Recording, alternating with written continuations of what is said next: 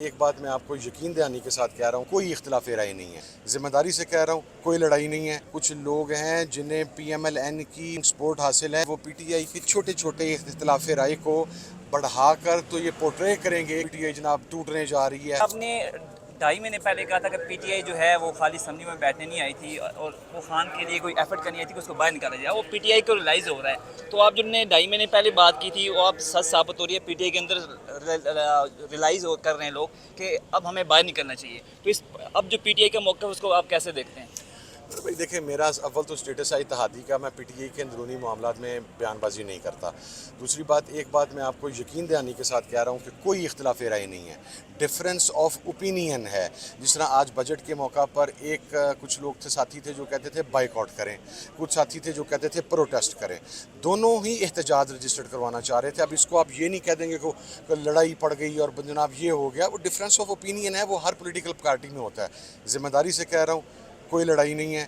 ये हमारे social media warriors जो है इसको समझने की कोशिश करें कि दुबई और इंग्लैंड में कुछ लोग हैं जिन्हें PMLN की फंडिंग, फाइनेंसिंग, सपोर्ट हासिल है, जिनकी ये टास्किंग की गई है कि वो PTI के छोटे छोटे इख्तिलाफ राय को बढ़ाकर तो ये पोर्ट्रे करेंगे कि PTI के अंदर कोई कन्फ्लिक्ट आ गया है और PTI जनाब टूटने जा रही है।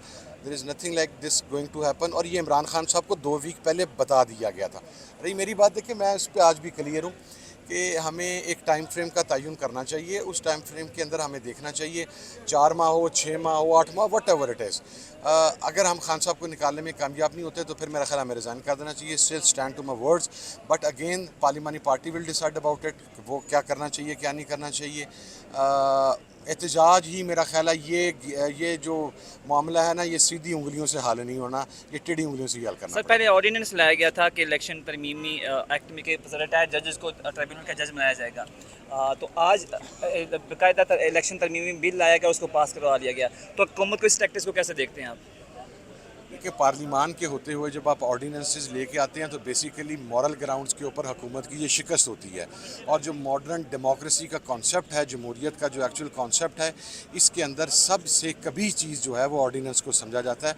उसका मकसद ये होता है कि हुकूमत अपनी लीगल, हुकूमत अपनी मॉरल ग्राउंड्स, हुकूमत अपनी अददी अक्सरियत शो करने में नाकाम हो गई है, जिसकी वजह से वो ये ऑर्डिनेंस लेके आ रही है। तो मैं समझता हूँ it is again a failure of the democracy कि अब मामलात पार्लियामेंट जाली खुद साख्ता असम्बली के होते हुए भी इनको अगर नौबत ऑर्डिनेंसों तक ही आ गई है तो मेरा ख्याल है इन्हें बंदे के बच्चों की तरह वैसे इक़्तिदार छोड़ देना सर, चाहिए। लास्ट सवाल, असद उमर साहब के इस्तीफ़ा जो आया था उस हवाले से क्या पार्टी के अंदर क्या राय कायम की गई है, क्या पाई जा पार्लिमानी रही है पार्टी ने कि ये क्यों कहा दिया है, किया उन्होंने? पार्लिमानी पार्टी ने ये कहा है कि खान साहब से रिक्वेस्ट की है कि आप इसको एक्सेप्ट ना करें और असद उमर साहब को ही काम करने की इजाज़त दीजिए। अब देखें उस पर खान साहब क्या फैसला करते हैं।